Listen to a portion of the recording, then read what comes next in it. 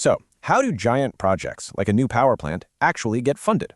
Let's talk about takeout financing. You see, it's a massive challenge. These things cost billions, and your typical bank loan just won't cut it. The real problem, these projects can take 15, even 20 years. That's just way too risky for most banks. So you end up with this big funding gap. Banks just don't want their cash locked up for that long.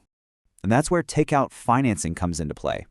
It's a really clever way to spread the risk around. Okay, so there are three main players: the borrower, the first bank, and another institution that takes over later. The easiest way to think about it is like a relay race for money. No, really. The first bank handles the risky beginning, then passes the baton, the loan itself, to someone else for the finish line. So what's in it for the banks? Well, they get their money back fast to make other loans. But it's not always smooth. The handover can get complicated, especially if interest rates suddenly change. And this isn't just a textbook idea. In India, big players like IDFC and IFCL use this all the time.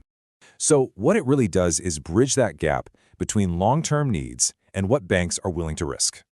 Which leaves us with a pretty big question. Just how vital will tools like this be for India's future growth?